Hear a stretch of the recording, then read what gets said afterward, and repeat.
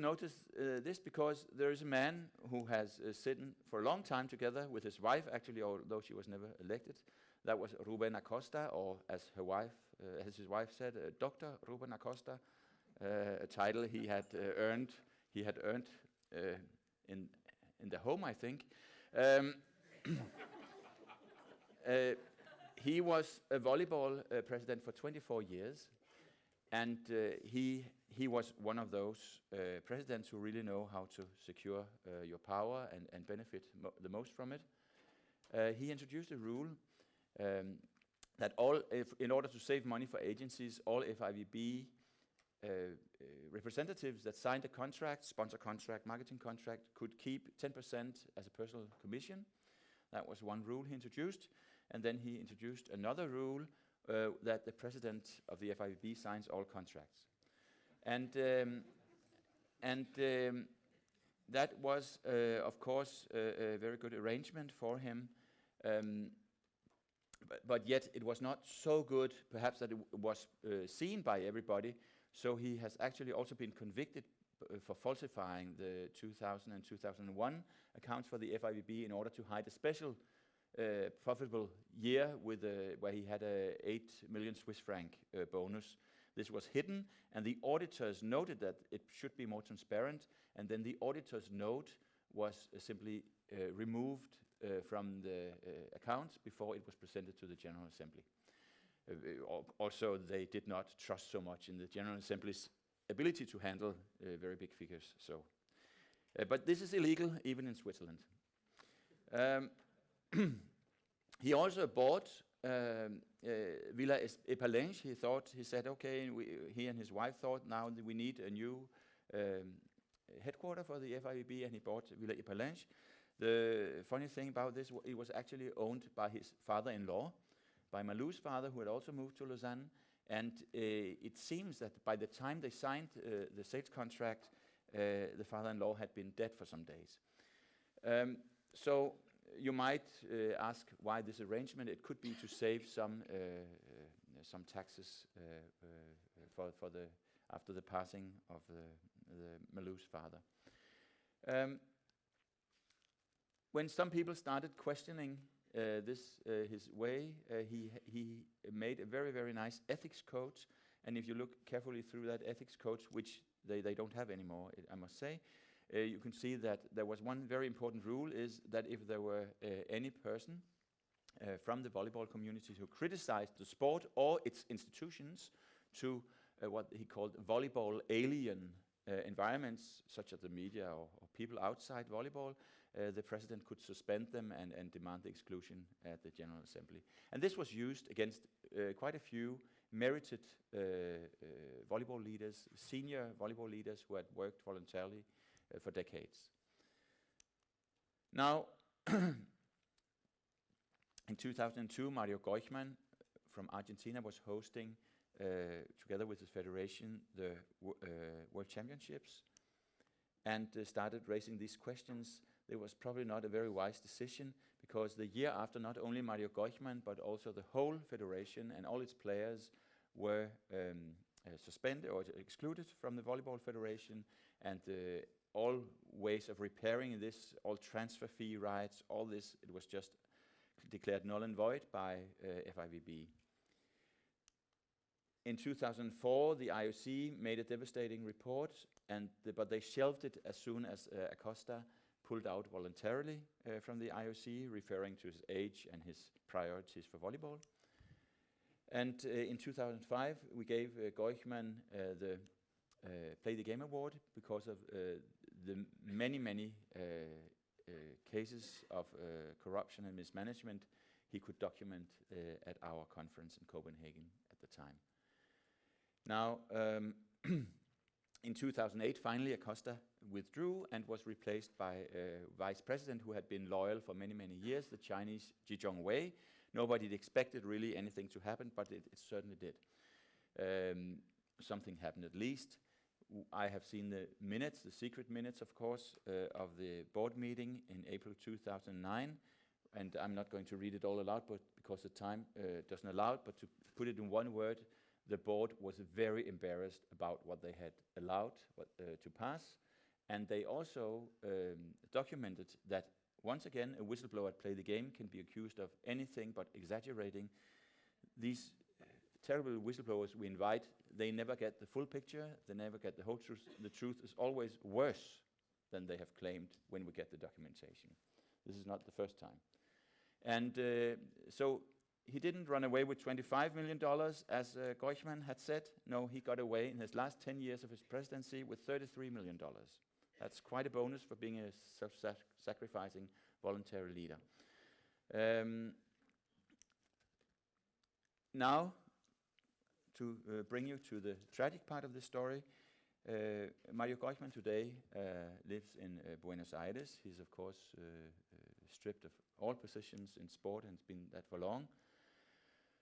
In 2010, after we had some contact and he had negotiated via expensive Swiss lawyers with the FIVB, he got some compensation. I don't know exactly how much. I actually don't know, but I am guessing it was perhaps between $150,000 to $250,000 in order to compensate him for the legal expenses he had in Lausanne. Regrettably, Mario Geuchmann was so desperate to get some money at the time, so I think he may have cut himself off for further action in that very agreement. It's not really clear. But the FIVB still does not recognize a debt of $800,000 that were due after the World Championships. And the very unfortunate thing for Geuchmann is that at the time he actually guaranteed personally for those loans that the Argentine Federation took up, knowing the FIVB rules, knowing that they would surely get this money back. Perhaps he should have kept his mouth shut tactically instead of starting criticizing the president. But he chose, I would say, the honest way to go and point to problems when they are there, and that has cost him a lot. Once he was a very wealthy businessman. Today, last year, he was evicted in a police action from his house. He now lives in a very small rented house in the outskirts of Buenos Aires. And this 10th October, as I told you at the opening, all his last belongings, to my knowledge, were put on compulsory sale. He is going to live now out of a pension of $240 per month. And he's really psychologically broken. He is suicidal, I would say. He mentions that solution, if that is a solution, very, very often. He cannot afford the medicine for his diabetes, etc., etc. Now we have brought his case many times to the IOC, to the FIVB, to the Pan American Sports Organization, so far with very little response or no response at all since 2010. It's a case I would like to point to, but I would also like to say that this case, even to add insult to injury, to make it even more tragic, we have a winner here, I think, and that is Ruben Acosta. And why so? Because Ruben Acosta has sued the FIVB for lost commissions in 2009. As you may have seen on the slide, they cut off the payments to him because they found it immoral. But they all knew about it also at the time when it was made. So Acosta is suing the FIVB for $5 million that he thinks is owned. And as I see it, he has taken them to court in Lausanne. And he might actually have a strong case because people knew about this, and they gave their consent to it at the time the arrangements were made, because nobody dared contradict what the volleyball president said, because that would have big consequences. And by the way, he made FIVB so profitable, so they could afford to pay him these large bonuses. So it was a beneficial arrangement for everybody. Nobody said stop. And that's why I say at this moment that I have not told you all the stories we know from the times of the Acostas, but I can tell you there are not many soap operas in TV that are as entertaining as the way that Dr. Acosta and his wife managed the FIVB, but it has unfortunately turned into a tragedy. Thank you.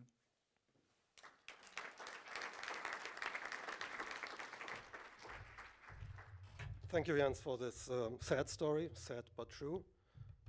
Another song title. I'm really excited about the ideas and comments you will have in the question and answer session about that. Next speaker is Christer Ahl, real expert in handball. He has experience in playing handball, coaching handball, refereeing handball, and managing handball. And he is now talking about the despotic regime of the IHF, which continues. Christer.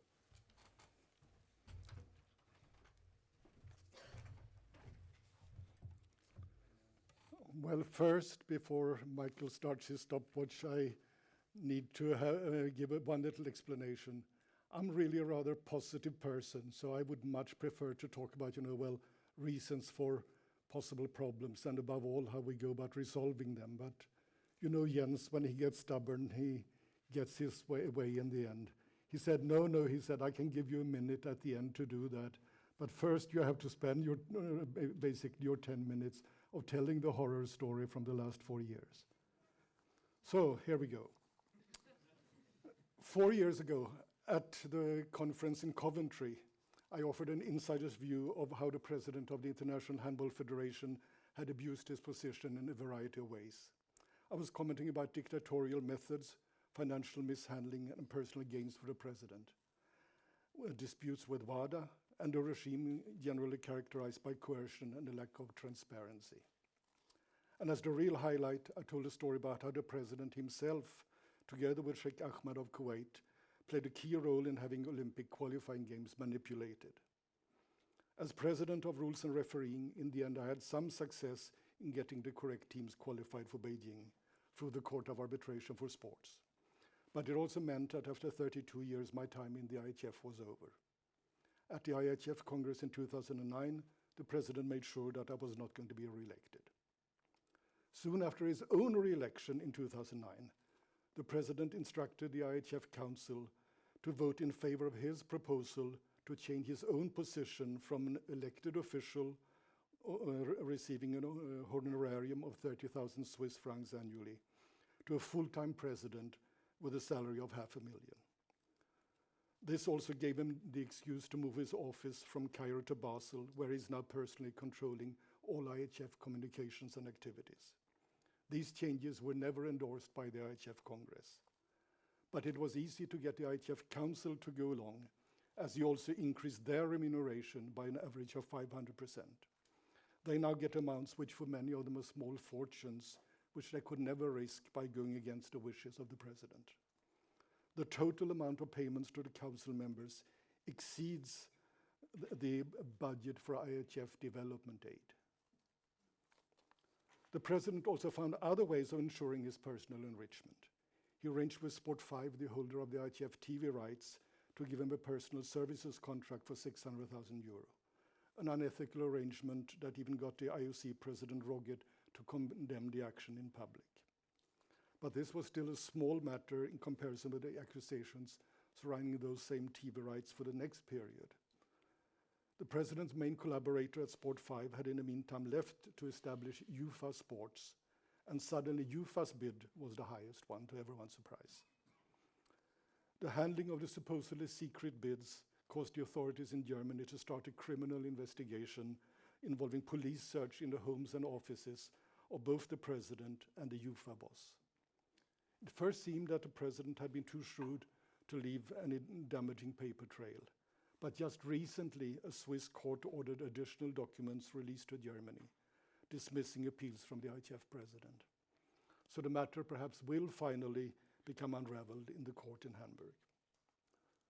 Not long after this bid process, all the 3 key employees of the IHF were fired by the president, despite being regarded very highly. But they had one argument against them. They were the persons who witnessed the president's handling of the bids. 2 of these 3 officials were replaced by one person who was made general manager, Amal Khalifa, the president's loyal assistant from his days in Egypt. When hiring a new marketing chief, he decided to show his disregard for image and appearances. He hired Luc Weber. If the name rings a bell, it's because it's the son of the infamous chief operator in the huge ISL and FIFA scandal, a certain Jean-Marie Weber. Everyone assumes that this was most likely a favor to the president's role model, Sepp Blatter. Another hiring was for the job of media officer, which also went to a loyal Egyptian who is now controlling all communications. I referred to an earlier dispute with WADA, but now it seemed that things were under control through the efforts of a very competent head of the IHF anti-doping unit.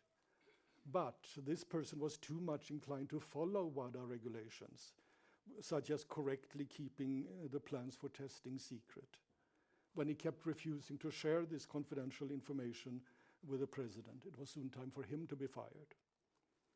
Eventually, the president found his person also for this job. Of course, yet another acquaintance from Egypt. Yes, this man had a relevant experience, so this is not the issue. But obviously the president likes to show the world of handball that he does not care about appearances and that nobody can stop him from doing what he wants. And of course, one wonders about the confidentiality these days. Another area that invites controversy is the awarding of events. When the host for the Men's World Championship in 2015 was to be decided, France, as defending champion, was the prohibitive favorite. But who came out ahead instead, if not Qatar? So their sudden success, I should say, did not start with football. I'm sure they will be able to do a good job, and at least in handball, the climate will not be a problem. And Qatar had already had a cozy relationship with the president for many years, arranging a so-called World Championship for clubs, where Qatar got to field several teams of their own, but with borrowed players. So when a friendly environment was needed for the IHF Congress earlier this week, of course, he chose Qatar. The president has made major efforts to change the IHF bylaws to support his quest for autocracy and centralization. It's good to know, of course, for him that he can get away with ignoring the regulations, but it's even more convenient if the bylaws allow what he wants to do.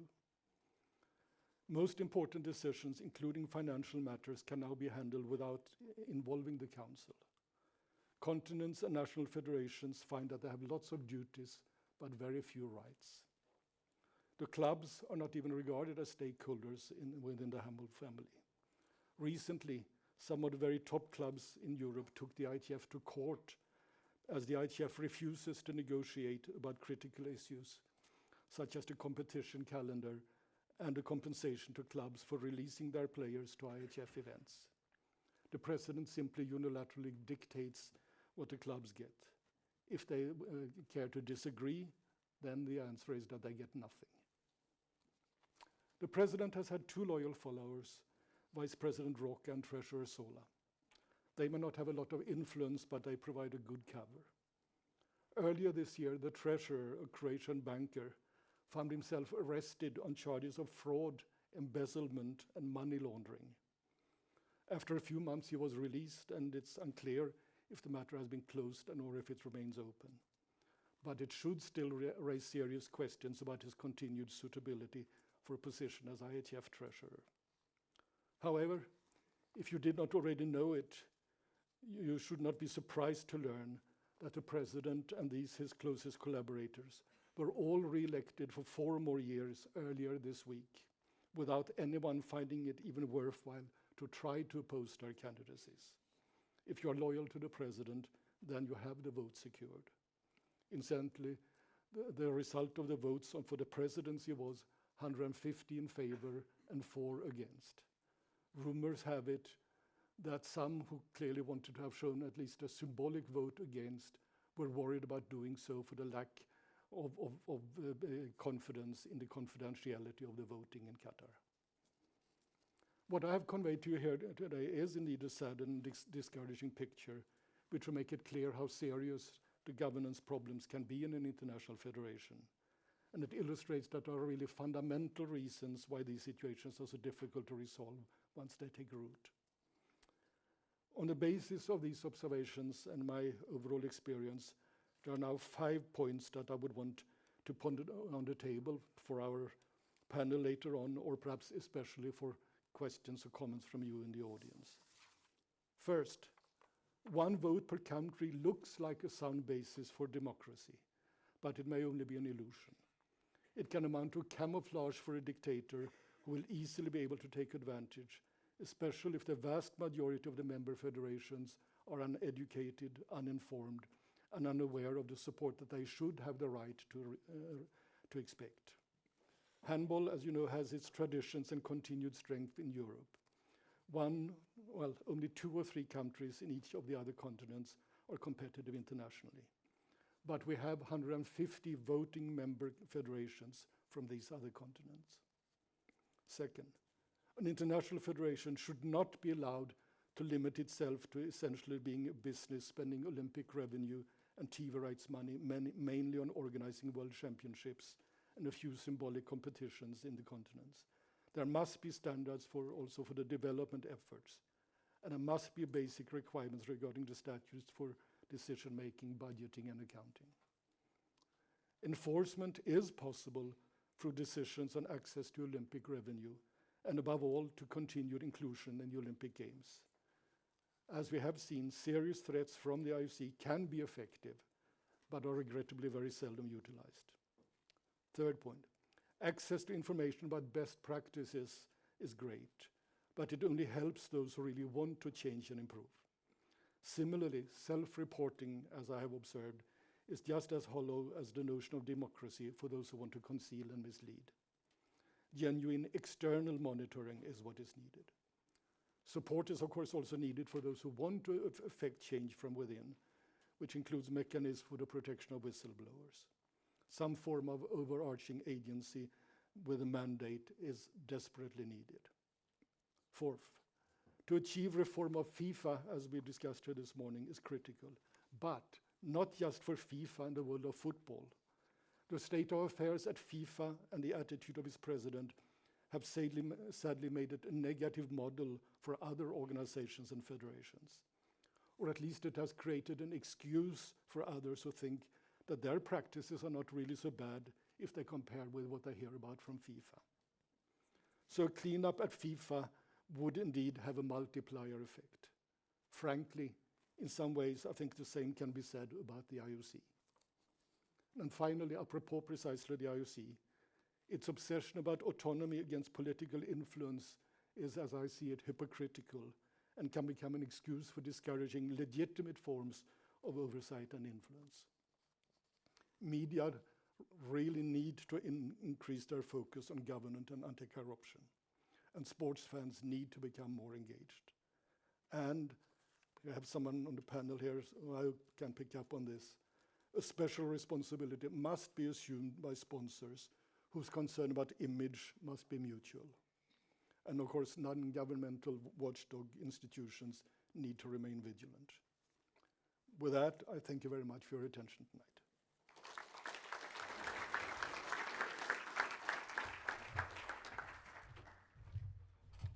Christa, thank you for this inside view on handball. We have another story, another case from another sport organization. It's the Weightlifting Federation. And this story is presented by Hartmann, freelance journalist, well-known, well-respected in Germany for her work. And the presentation is about the weightlifter's burden. Please, Grit. And we have the honor to see her first PowerPoint presentation. Thank you. Did you have to say that? Okay. So this is the sequel of horror or something like that. We have this was the wrong one. We have another president of an international federation, but until, let's say, 1 year ago, he was known for quite other reasons than he is now, at least amongst insiders.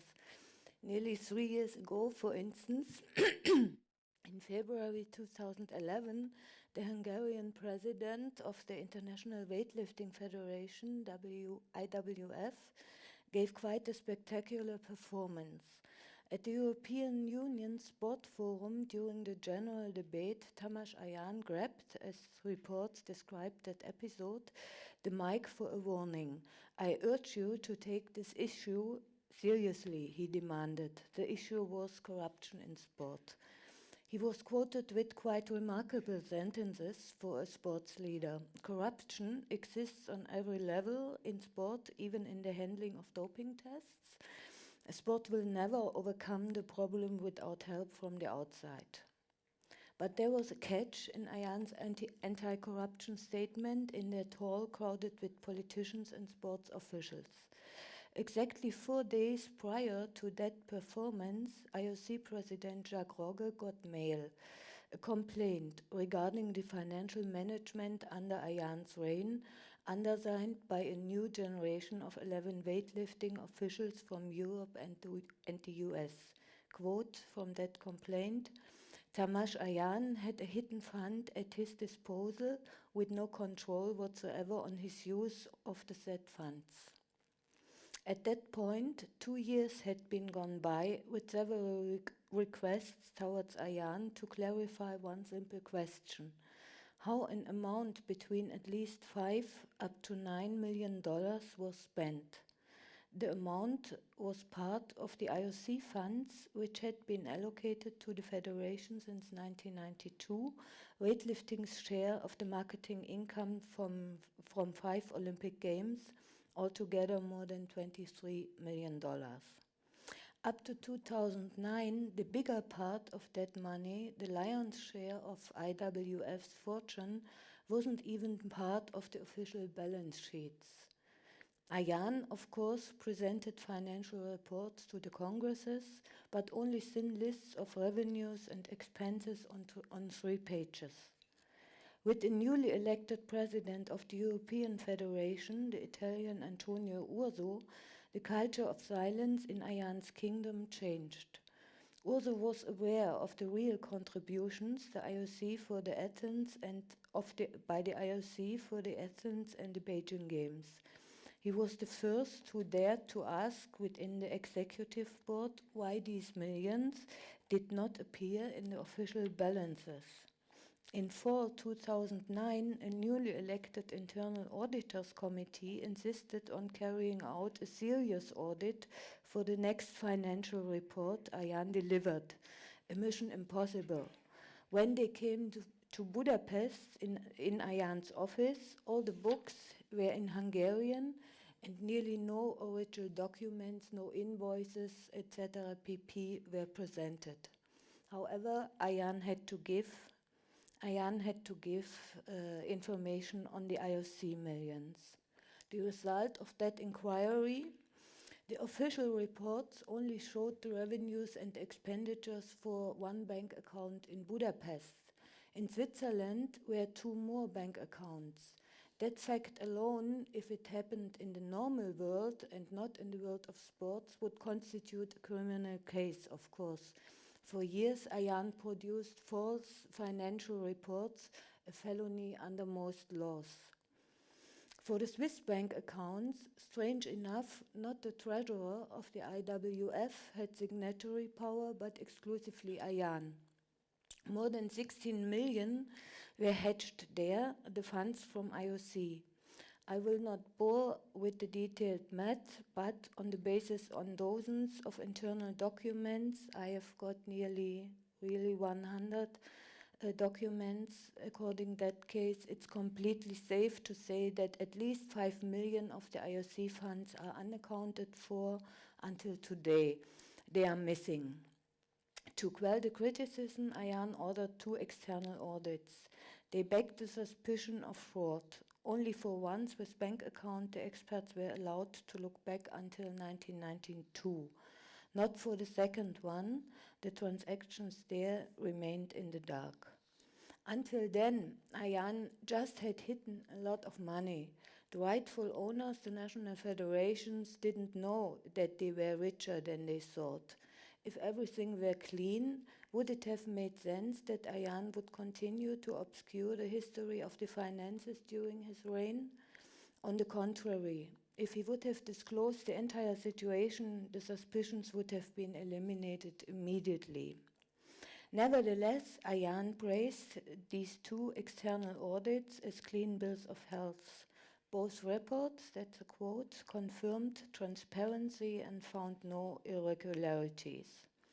It is typical for Ayan's strategies, and he is not the only sports leader, that he will make totally ridiculous claims, knowing that those who understand but are in his corner will just nod and agree, while the many who don't understand or don't want to will simply remain silent.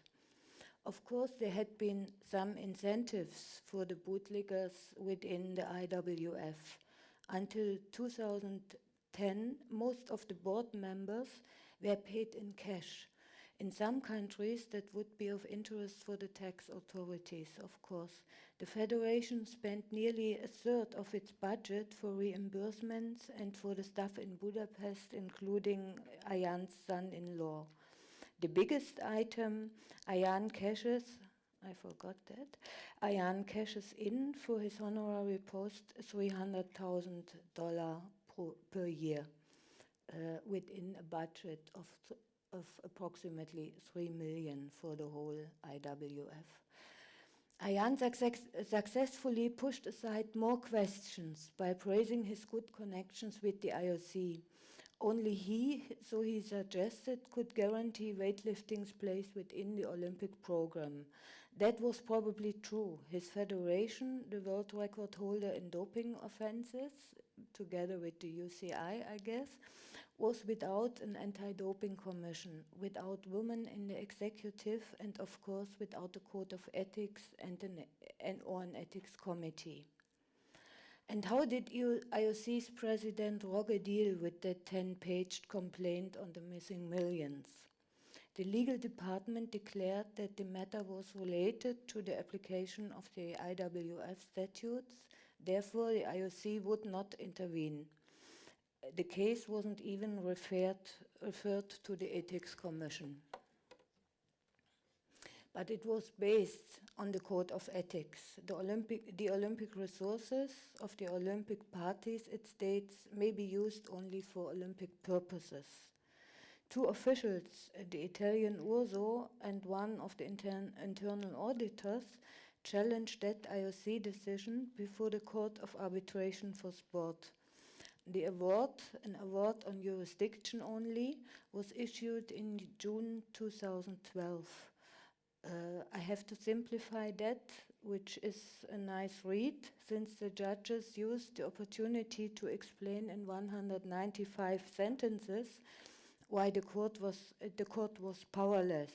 The Code of Ethics doesn't apply to IFs, of course, because they aren't Olympic parties. Likewise, the use of the billions the IOC allocates to the IFs is not subject of the Olympic Charter.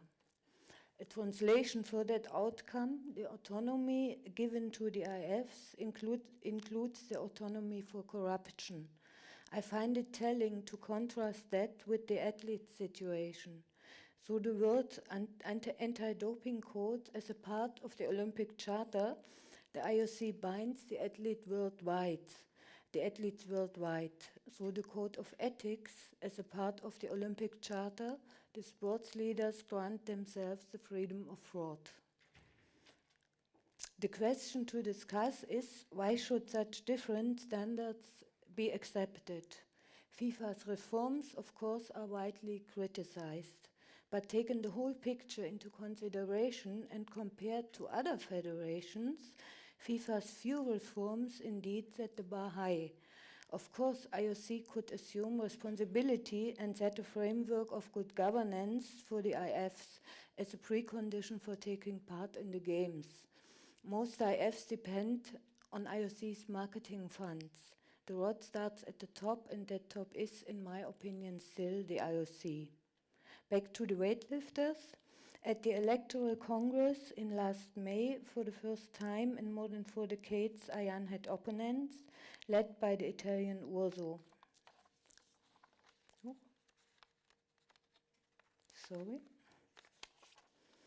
He vowed to implement some reforms. First point, to limit the power of the president by a new constitution, and he vowed to clarify the whereabouts of the missing millions. Ayaan was re-elected with 27 votes more than Urso got. I will not ponder on the rumors about what happened in Moscow during the last 24 hours before the election, because I could not gain proof for what I was told. But the blueprint is the same like in many FIFA elections and probably in other IFs. However, during the last years, the reformers forced Ayaan to take some steps. Detailed balance sheets and financial reports are made public to the Congress. External audits are done every year. That sounds ridiculous, but it's a step forward. A so-called Code of Ethics was approved by the Congress in last December. The regulations are very vague. The strictest is the one that demands confidentiality for the federation's issues. A few weeks ago, newspapers in India proudly reported that the IWF vice president from India was appointed the chairman of that ethics commission. This was Ayaan's proposal during a board meeting in August. The board had to remember the president that at least the chairman should not come out of the federation according to the new constitution. So there is no ethics committee until today. I finished. Okay. I shortened. He winked. Okay.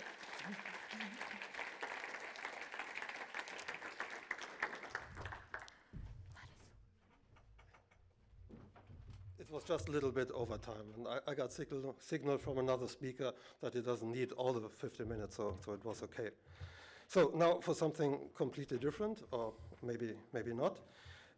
We have here Jaimie Fuller, the chairman of Skins International Trading, a company for compression sportswear.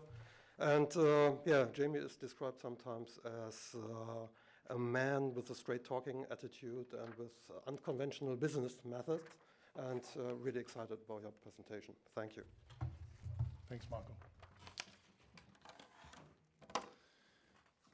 First of all, I'd like to thank the first three speakers for depressing you all and depressing me. You've really warmed them up well.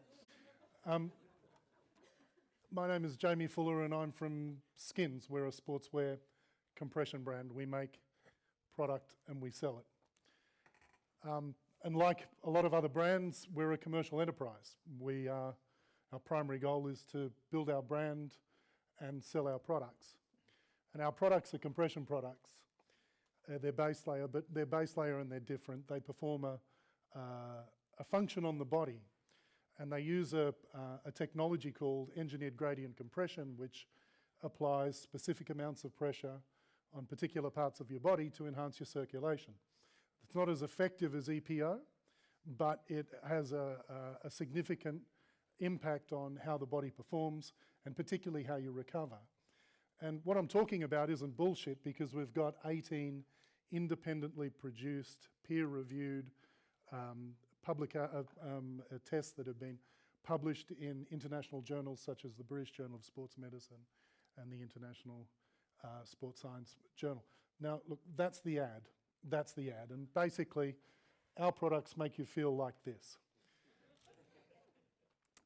When you build a brand, you want to give a brand a personality. You want to give a brand a tone of voice. You want to give a brand a point of view. And because of all the things that I just talked about the functional benefits of our products, we thought we have a very strong belief that you don't need to cheat to get a performance benefit. And about 5 years ago, we sat down and we said, we need to be able to articulate our brand values. We need to be able to set a frame of values that dictate many things for our business, that dictate the culture of our business, that dictate the personality of our brand, that dictate the decisions that we take and some of the actions we do. And out spat, fueling the true spirit of competition. That embodies everything that we as a brand believe in. And when we talk about fueling the true spirit of competition, we talk about things like having a very clear point of view about match fixing, about corruption, about cheating of any form, be it doping or other, diving or what have you on the pitch. And we talk about things like bad player behaviour and lack of respect. But we also talk about the positive side, and we like to celebrate great feats of sporting performance. We like to celebrate great feats of sportsmanship that occasionally we see. So these values frame everything we do. And it's not a surprise then that when in June last year, when Travis Tigert announced from USADA that they were going to strip Lance Armstrong of his 7 titles of the Tour de France, that compelled me to write my very first blog. And my very first blog was titled, "Please Lance, either confess or fight it." Because I don't know if you remember, when this announcement was made, Lance Armstrong came out and said, "You know what, fuck this, I've had enough. I've done enough fighting, I've spent enough money, I'm not doing any more. Bugger it, take them, I'm not going to bother." And that was why I did this blog, which was a cry saying, come on, mate, either don't do that. You've either got to fight it and you've got to stand your ground, or confess. The next step, of course, was October 10 last year, which was the release of the reasoned decision. And it was one of the smartest things I've ever seen. It created a mushroom cloud effect, certainly in the cycling industry, and I think it spread even further beyond into sport and into life in general, because I got to tell you, I mean, and I'm in the game and I should know better, but even the day before, I was sort of not completely 100% convinced that this guy had done what he'd supposedly done. I know it's stupid, it's pathetic. And I think it's like a bit of human nature that you really want to believe the best you can. And I kept sitting there thinking, I can't believe that this man has done all this stuff for so long and been so adamant and so convincing and lied so much. It just seemed to be humanely impossible. And as it was, on the 10th of October 2012, I was in Austin, Texas, and Austin is Lance Armstrong's hometown. I wasn't with him, I was with a professor from the University of Texas in Austin, a gentleman called Professor John Hoberman, who is a sports doping historian, amongst other things. And we had lunch, and lo and behold, up on the TV came my friend Annie Skinner's boss, Travis Tigert, chatting away. And I left him, and I flew to Los Angeles, and I had a few hours in the lounge at LA, waiting for my connection to Sydney, and I downloaded from the USADA website as much of the reasoned decision as I could get. And I flew from Los Angeles to Sydney, and I had 8 hours sleep, which was really good. And I read sufficiently to know absolutely, categorically, no question, this man had done it. There was no doubt. And I landed in Sydney and I thought, right, we got to wait for UCI. UCI have got to do something, because obviously, you know, when the sport's in trouble, we're in peril. What do you look for? You look for the leader. The leader to shine the torch and hold the torch up and say, I'm here, guys, follow me and I'll take you through this. Follow me. And I waited and I waited and I waited, and it was absolutely silent. Just the silence was deafening. And I got so frustrated after a while that I published an open letter to the president of the UCI, Pat McQuaid, in which I said, please, Mr. McQuaid, get behind Travis Tigert, get behind USADA, make a statement, do it now, because the sport is imploding. And the longer this drags on, the worse it's going to get. And that was followed up. By an appalling press conference 10 days later, at which Pat McQuaid begrudgingly accepted the USADA report and supported USADA. And the only reason he did was because USADA published their reasoned decision. And at the same time, in that press conference, he referred to whistleblowers as scumbags. Just after that, I found out that not only was he doing this, but he had done his very best to stop USADA from pursuing Lance Armstrong in the investigation. And that really rocked me. I thought, whoa, is this the sort of behaviour that we expect from leaders of our sport? Now, I now know, having spent this time with you guys, that the answer to that is yes. People in this room do expect that sort of behaviour. Well, I got to tell you, for we normal mortals who sit outside and don't know all about this shit, we just have this naive view that these guys are in these roles doing the right thing by sport.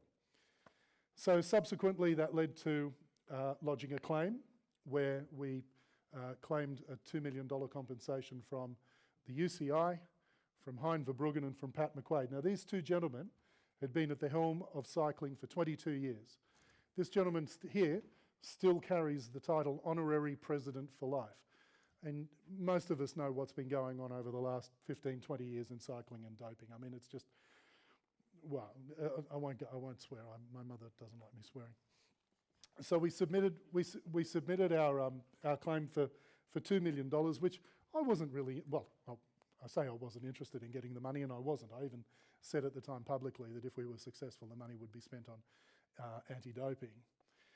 But it was all about shining a light onto the UCI and in particular onto Pat McQuaid, because we knew that coming up this year we were going to be in a set of elections. And that continued to get the ball rolling. So in December, I was able to bring together a bunch of people in London under the guise of a thing called Change Cycling Now. It was just a name that I came up with because for credibility purposes, I had to leave my Skins brand name out of it. I didn't want to be accused of going into some sort of PR stunt. So we called this thing Change Cycling Now, and I got 15 amazing people together, including the likes of Greg LeMond, 3 times Tour de France winner. Some of you will know Paul Kimmage. Paul Kimmage is an Irish journalist who was even sued by Pat McQuaid and the UCI, unemployed Irish journalist, and sued. Michael Ashenden, one of the world's most eminent blood doctors. I tried to get representatives from each stakeholder group in cycling, but the 2 groups that I couldn't get were number 1, the cyclists, and number 2, the sponsors. So I had, other journalists and coaches, ex-dopers, a guy called Jörg Jatschke, German guy, wonderful man, ex-doper. But I couldn't get cyclists and I couldn't get sponsors. And I spoke personally to 10 elite professional cyclists. And in every case, they were terrified. And then one of them wrote me this beautiful email, and he said, Jaimie, what you were trying to do is to create a revolution. And in a revolution, you need to be prepared to metaphorically die. And I'm sorry, I'm not ready to die just yet. The reality is, if you can make a positive blood test go away, you can even make one appear. And that's exactly what I fear. As far as sponsors were concerned, combination of fear and apathy. And I stand here tonight just so upset about the lack of engagement from sponsors, but we'll get more into that. So that was December. In June last year, we got behind one of the gentlemen involved in the CCN group, a guy called Antoine Weyer. He was an ex-trainer for Festina cycling team, and he was involved in the Festina affair in '98. And he produced a whole heap of data that was an analysis of 21 riders' performance levels over 32 years. And it was absolutely fascinating. And this shows you, color-coded, this shows you the performance output, the power output of these riders. And what happened here in 1994 and 1993 when EPO suddenly came on board. And you'll see suddenly, these green and yellows become a wash of red and orange, because you can find doping through performance indicators. We saw a couple of days ago, I think it was Professor Siemens, had 1,500 metre times over a period of time, and he showed how the times came down, and then suddenly test for EPO came in and went back up, and then 3 years later, they got over that and they came down.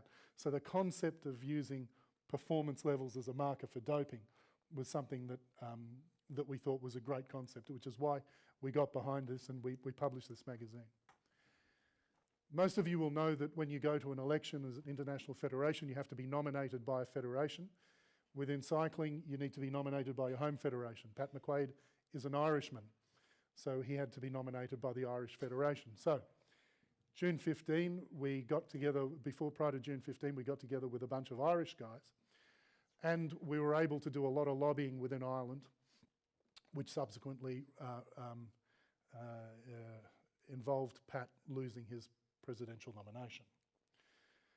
So Patrick found a loophole and said, well, my home federation is also Switzerland because I live in Switzerland. So he went to Switzerland and he got a nomination from the Swiss Cycling Federation. And we then lodged a legal action against him and against the decision with arbitration. And we were successful in having the Swiss nomination removed. So Pat McQuaid went to the election on the 27th of September, effectively without a nomination. Now, all the things that you've heard over here took bullshit and bravado like you just can't imagine. And I can imagine it now after seeing the way that Pat McQuaid behaved when he went to Florence for the election, because he just went in and said, well, actually, I'm a president of the world. The whole world is my federation. I can get a nomination wherever I want. And we're very fortunate that even after everything that went on, he lost. And he was replaced by a gentleman called Brian Cookson, who was head of British cycling, and he's done an amazing job in British cycling. And hopefully, and I strongly believe he'll do the same thing now with the UCI. Even after everything that went on, it was only 3 votes. And this is the amazing thing. And the point was made earlier this week that the ability to remove an incumbent is almost non-existent. You know, Krista talked about, you know, one vote, one country, and it's exactly the same problem with the UCI. And it desperately needs reform, and I believe we're going to see that with Brian Cookson. So whilst all this was going on, and, you know, and I'm having a lot of fun sort of stirring the shit and doing everything I do with this, sometime last year I saw a documentary called 9.79. And 9.79 was about 1988 in Seoul, Ben Johnson winning the 100 metres. There's a great book called The Dirtiest Race in History, written by a guy called Richard Moore, which was fascinating as well. And in watching this, I knew, like everybody else, that Ben Johnson was the lone doper from 1988. Here's the guy, he's the big bad bastard that cheated in 88. He's out on his own. He's responsible for what happened. And what comes up?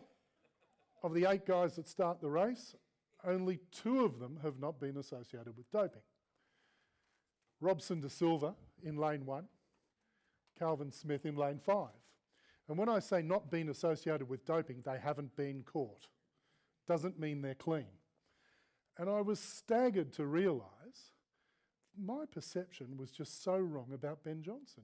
And I was 23 when it happened, and I remember it so vividly. And I remembered how much Ben had let the whole world down. So then I started digging into it and digging deeper, and I realised, particularly in light of what we'd been going through with the UCI, Ben was a convenient scapegoat. We don't have a problem here, say the IAAF. We don't have a problem here, say the IOC. It's that black man over there, he's that bad man, he did it all. So I contacted Ben, and I went and saw him in April this year. And I said to him, Ben, you've got your 25th anniversary coming up at the end of the year and in September, and I'd love to do something. And I told him about what we are and who we are and what we do, and told him about our values and all the stuff that we're doing with the UCI. And Ben very kindly agreed to come with me on a 5-week tour, all to campaign for anti-doping. And he did that for no money.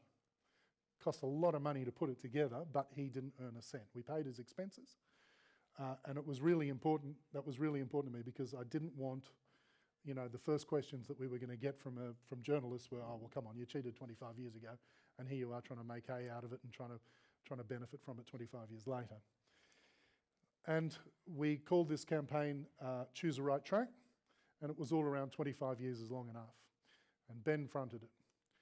We went from the UK to Canada to the US to Australia to Japan, and we culminated in Seoul, where, he's a good-looking man in the shorts, where we rolled out a petition in lane 6 at 1:30 p.m. on the 24th of September, which was actually exactly 25 years to the minute. And there was a petition, a 100-metre long petition, with signatures supporting our plan. We have a 3-step plan to try and tackle the doping issue. And I'm not going to bore you with that now. You can look at our website and you can find it. It's actually, it's really good. I've spoken to a few people about it who know what they're doing. And we didn't put it together ourselves. We consulted with a lot of people, such as, Travis Tigert, David Hartmann, We consulted with current athletes, current dopers, ex-dopers, ex-athletes, and it's a great thing. And after Seoul, we went to Lausanne, which was a complete and utter waste of time. We respectfully presented the petition and a covering letter explaining what we were doing and why we were doing it. And then 10 days later, I got the most farcical letter back from the Director General of the IOC. And bear in mind that number one point of our of what we're advocating is that they need to fund WADA correctly. WADA needs to be funded correctly. They need to be given correct authority and independence. And the Director General's advice was that I take up the discussions with WADA. Well, that's a bloody great help, isn't it? So why do we do what we do? Because we truly believe that there is a responsibility and obligation for commercial partners. You know, there have been a few people that have made the point that sponsors are silent, and you know, I don't know what it's going to take to get other sponsors on board, and it breaks my heart that there aren't any others joining us.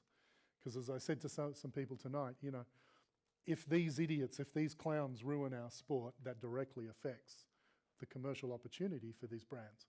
So why, I mean, take football and FIFA. You know, if FIFA screw up football, you know, it's not going to harm Visa that much, or it's not going to harm Sony or Heineken that much, or Coke, but it'll bloody hurt Adidas. So you'd imagine, you would have thought that Adidas would be standing up and having something to say, but they're not. But just as important, or even more importantly in my perspective, is this. There has to be a really clear vision when it comes to duty of care for the athlete. Because I think too much now in the business of sport, the athletes are third rate. They're irrelevant. And the athletes are just the meat that's used to raise the money through TV and through spectators, to furnish the lifestyles for the people that we keep talking about. So if you are interested at all in looking at it, that's our website, puresport.skins.net. And you can see there, you can look at what we were advocating for and what we're trying to do with WADA, which includes Truth and Reconciliation and an athlete advisory organisation, as well as proper funding for WADA. Thanks very much.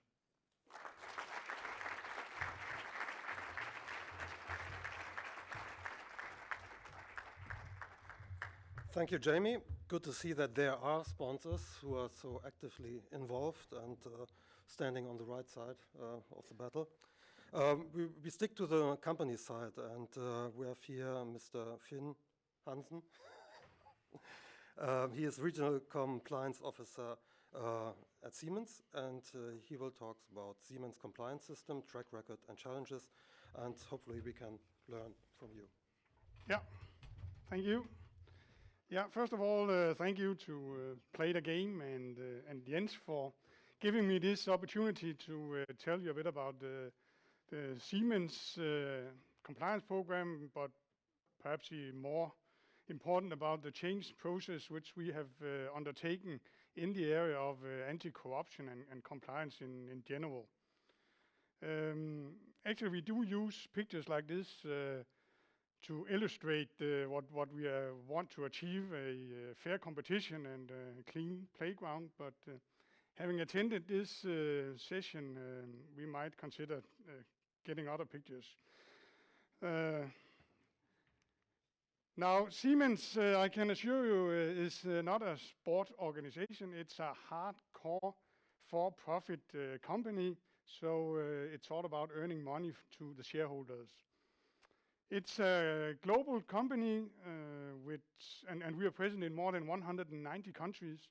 We are in different sectors: industry, infrastructure and cities, energy and healthcare. So it's really a broad portfolio, from hearing aid devices to turnkey power plants.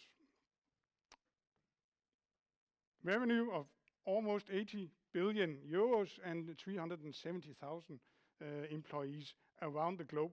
So even though this is a German company, only 14% of the revenue is generated in Germany. So Siemens is today really a global company. Now, being a global company also impacts certain risks also, or maybe especially in the area of anti-corruption. You're probably familiar with this corruption perception index, which is made by Transparency International. And being a Dane, I can proudly announce, if you're not aware, that Denmark is the least corrupt country in the world, which we are of course proud of.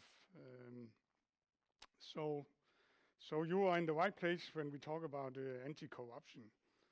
But still, being a global company, as mentioned, gives you some challenges in certain parts of the world, and something can easily go wrong, and it did for certain go wrong for Siemens.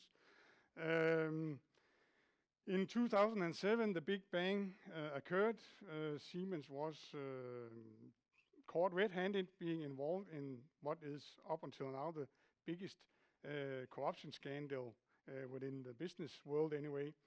And this slide is from a press conference which took place when Siemens pled guilty in violating the FCPA, and at that time we also made a settlement, an agreement with the US authorities. It should be mentioned that Siemens is a German company, but we are on both on the Frankfurt Stock Exchange, but also on the New York Stock Exchange. So therefore, we are, of course, we have to follow also US regulations. And you can see some of the underlying text here. It's not exactly something which we are proud of, to say the least. But on the other hand, we do not pretend it didn't happen, because it have had a severe impact on the way we do business, on more or less all our business processes, and had severe consequences for the top management, which I will get back to. This is, I don't know if you're able to read this slide, but this is some of the examples from projects and business cases where we acted not in a not compliant way, to say the least. And if you look to the other side of the slide, there's a lot of figures. If you add them up, fact is that this case costed Siemens something between 2.5 and 3 billion euros. So that's a lot of money. So it might be a smart idea to act illegally on the short term, on short terms, but on the long term, we have learned the hard way that that's not the way to do business. This is just a few milestones in the change process which we have been through. As mentioned in November 2006, the dawn raid took place, and within 6 months, at that time, company president and CEO Dr. Kleinfeld resigned. So did the head of the supervisory board, Dr. von Pier. And by the way, except for one manager, the complete management team, the complete board of directors was exchanged. So it had a dramatic consequence for these people. A new CEO was appointed, Mr. Losteque, and he certainly had a lot of things on his mind. But one main thing for him was to get Siemens back on track and to repair our badly hurt reputation.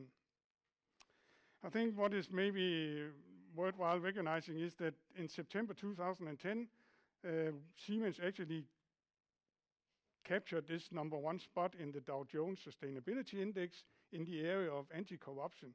So within these 2.5, 3 years, we went from being a really bad guy to now being considered as benchmark in the area of anti-corruption.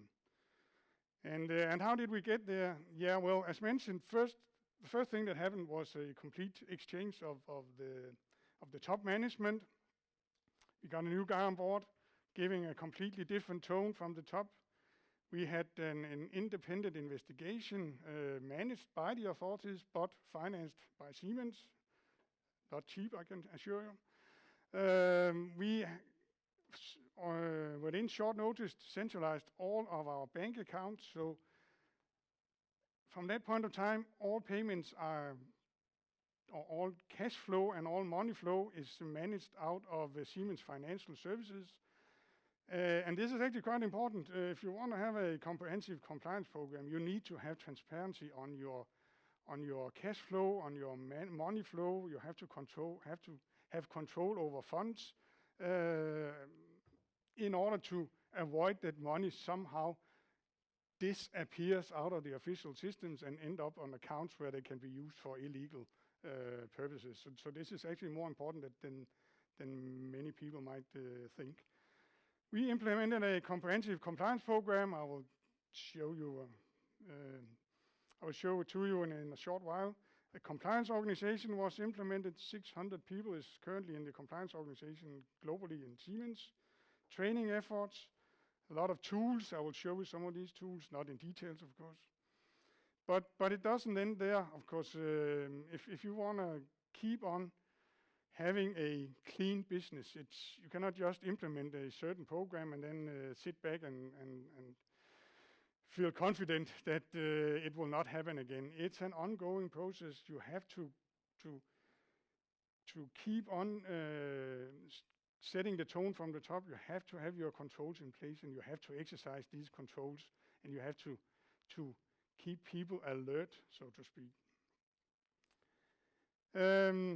One thing that happened was sort of a rephrasing of our fundamental values. Being an excellent and high-quality company and an innovative company is not something new for Siemens. That's the core of our business. But now, all of a sudden, we also had to do it in a responsible way, with high ethics, with integrity, which was sort of the new tone from the top. It's not enough just to be a good engineer, in the sense of engineering. You also have to be a good citizen and a good employee, and you have to act in a responsible way. And that was maybe a new thing for some people. Tone from the top, important. This is the new CIO, the new CEO of Siemens, and the tone from the top is quite clear, and there's a zero policy, you can say, in the area of compliance. Now, this is the compliance program which we have implemented.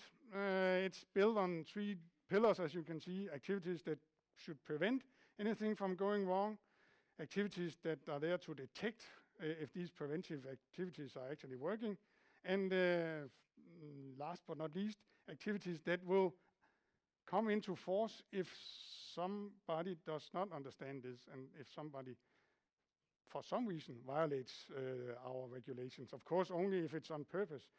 But we have a lot of policies and guidelines and so on, which we have to follow. And talking about the response thing, if somebody is caught in violating our ethical standards or violating the law, there is a zero tolerance. And that's of course necessary, because we have now sort of put ourselves at a very high level, so we cannot. It would be a disaster if Siemens once again was involved in any kind of compliance case, be it in anti-corruption or antitrust. So it might seem a bit hardcore, but we've asked for it, so there's no choice. This is meant seriously from the top of the organization. We have a control program. I will not get into details with this, just show you that we have quite a comprehensive internal control program, ensuring that all the guidelines and regulations and whatever is also being sort of understood. And if not, then we will of course have to take measures. We have implemented quite many tools supporting us in our compliance daily life. We have also understood that we need to sign up with other companies, other organizations, if we are to stay on this high level. And we also actually believe that being a global company with 370,000 employees, we as a company should be able to influence stakeholders and NGOs and even governments to have a more fair way of doing business. Because if we are the only one who is clean, it doesn't make life easier. So this is a way of engaging with the NGOs and other companies, even competitors, to come up with a common code of conduct, so that hopefully we can improve the overall situation and get more yellow countries than red countries on the TP index. As mentioned, we have a lot of, Siemens is a German company, so there's a lot of regulations and Richtlinien and you name it, we got it. But actually we also do have a certain application for smartphones, so if you're an employee at Siemens and you are perhaps visiting a customer and you are in doubt whether it's okay to offer these 3 bottles of Chateau Petrus, 10,000 euros a bottle, is that an okay thing to do to a customer?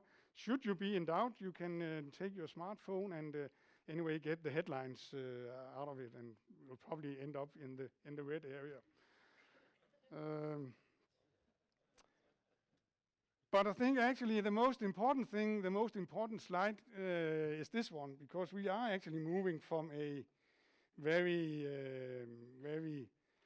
guideline, rule-based approach into a what we call more value-based approach. So we now believe that we are at a stage where we can expect the employees from Siemens to know what is the correct behavior when you are employed at Siemens.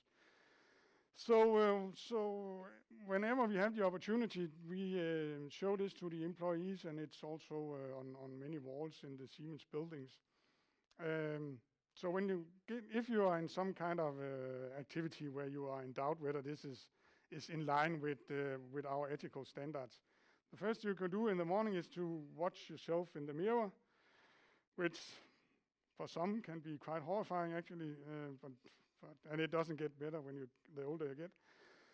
But if you ask yourself these 4 questions and you can say yes to all of them without any doubt, then you're probably on the right track. On the other hand, if you are somehow in doubt, in any way in doubt, you should maybe reconsider the activity you are about to engage in, and you should at least seek advice from the compliance officer, which would in Denmark be me. Thank you.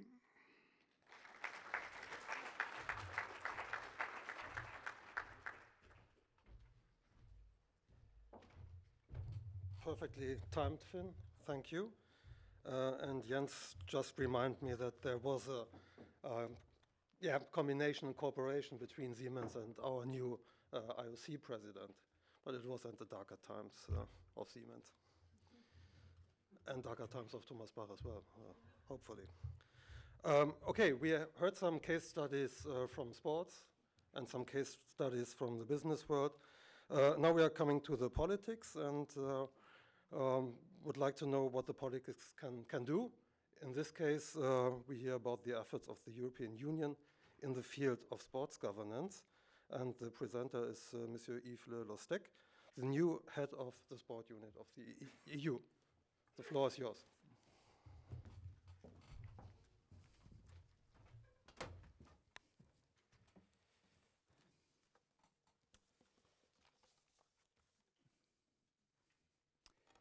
So thanks a lot.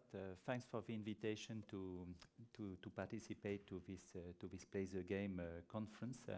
As just mentioned, of course, it's the first time I have the opportunity to attend this conference since I'm the new head of the sport unit, recently appointed.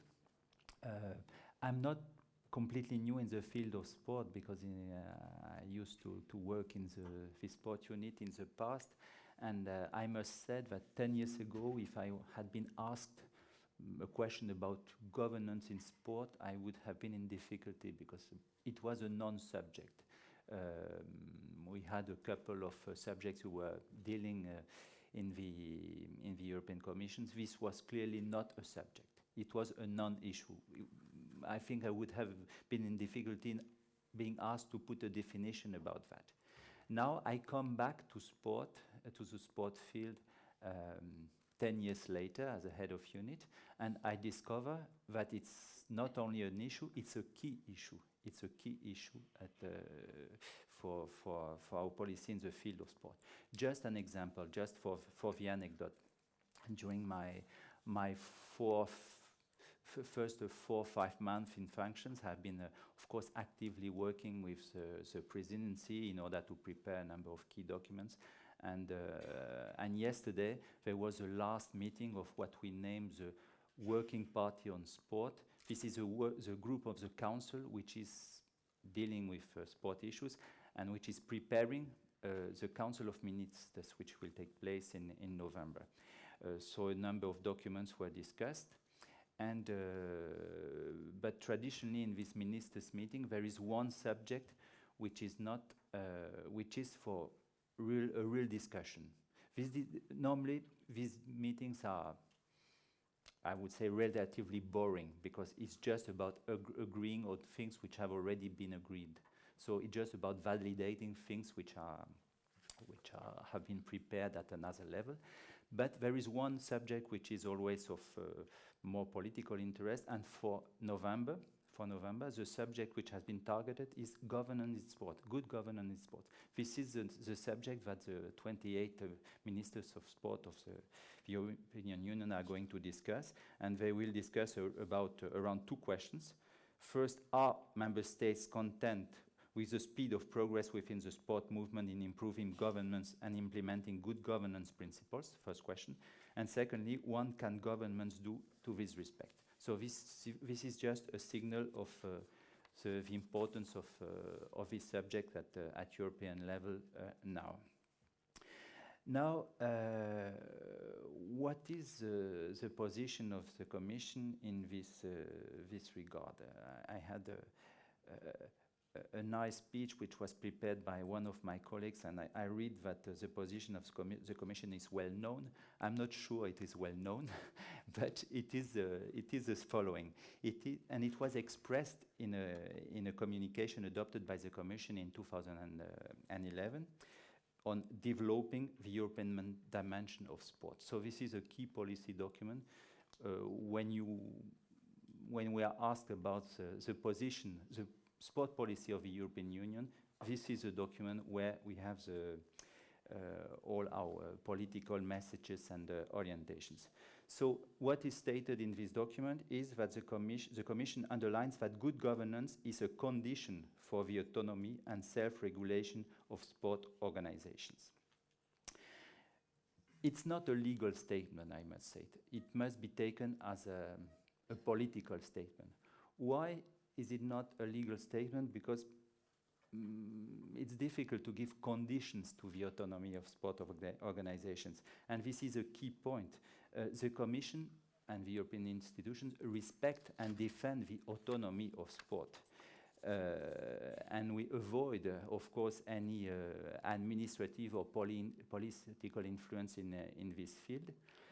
However, of course, respecting the autonomy doesn't mean total freedom, total liberty, and sport organizations are, of course, subject to EU and national law.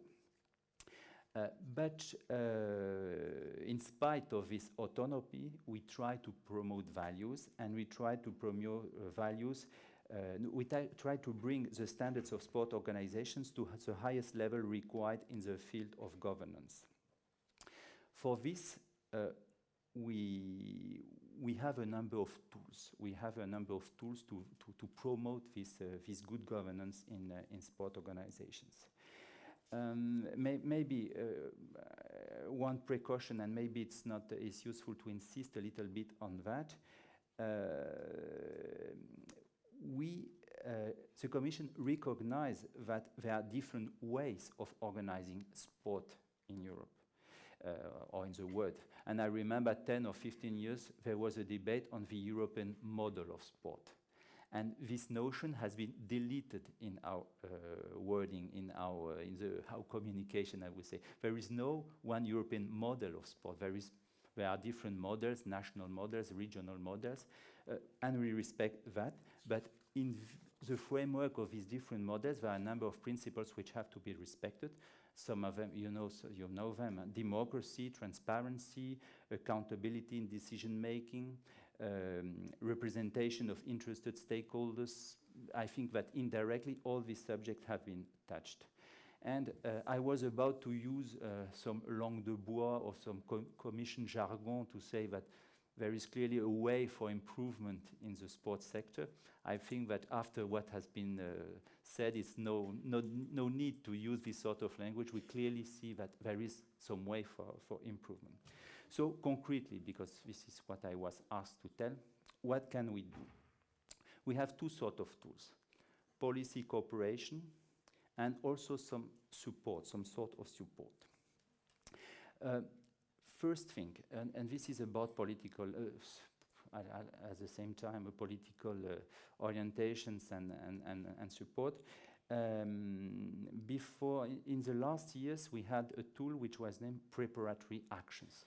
This was a budget voted by the European Parliament, and the Commission had to execute it, to implement it. And in the framework of these preparatory actions, we had last year launched a call for proposals concerning governance in sport. And we have been surprised about the success of this call for proposals, because 50 projects have been submitted, which was a huge amount compared to what we were expecting, and 8 of them have been selected. 8 projects a priori of a very high quality. They are not all of them finished, they are about to finish, and we will evaluate at the end. But our impression, our feeling is that these projects have been very successful, and that they will help us in the future to define our policy. And one of the projects was precisely submitted by Play the Game and the Danish Institute for Sports Studies. So this has been one tool, the preparatory actions with some money in order to promote good practices, to promote exchange of views, research, create networks, etc. Second thing, this was, I would say, for the past or for the present period. The second thing is the future. And the future, our immediate future, is a program Erasmus+. You are aware maybe that we are about to have an ambitious new program covering education, training, youth and sport, with a specific sport chapter. This program will be normally, except in case of major accidents that we cannot imagine, this program should be adopted in December, with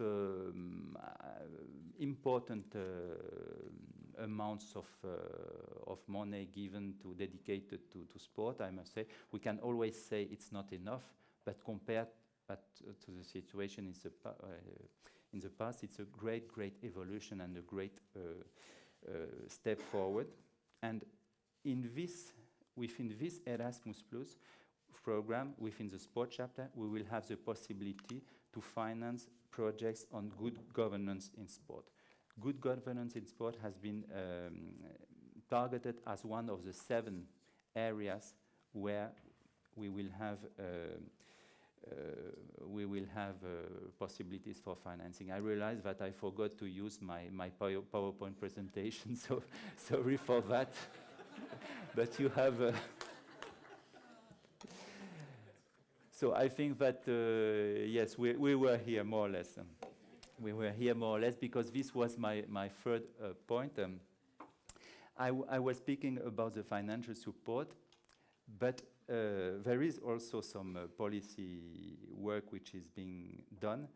Maybe you know, but you know as well as I do, that we are not the only stakeholders or the major stakeholders of the European Commission. We are one of them, and in the field of sport, member states are as important and probably more important than we are. We are in a field covered by the principle of subsidiarity. This means that our policy is determined in close relations with member states. And the member states, in a resolution adopted in 2011, have put in place a work program, EU work program for sport, with priorities and with working groups which have done some important works during the 3 last years. One of these expert groups was on good governance. This group has worked especially on a list of good governance principles, which could serve as minimum standards for sport organizations. This group has had a number of meetings, has produced results, and these recommendations, this list of principles have been presented to the councils, to the working party of sport of the council very recently on the 10th of October. So I will not go through all principles because I know it's late and I don't want to tell you things which are very evident. I would say there are a list of 10 principles which we invite, or which we will see which the Commission and the Member States invites to apply. The word I will say as a conclusion, I will finish with this, is that I told you just before that we are not the main player. We are just a modest player. We must be realistic, we must be modest. We will not harmonize. We are not in the position of imposing, as I told, models or way of behaving to sport organizations. But even if we cannot do that, we clearly have some tools to help. The first thing is that we have the support from member states to do that. We are not in the situation where member states would say the Commission must not put his finger on this. On the contrary, the member states are asking us to help. So we have the political support of the member states. We have a political wish, and the Commission as such and my commissioner are very involved in this issue of good governance of sport. And furthermore, we have some tools, political tools, support, financial support. So these are modest grounds, but at the same time, I think very good grounds to bring our contribution to this very important topic. Thanks for the invitation.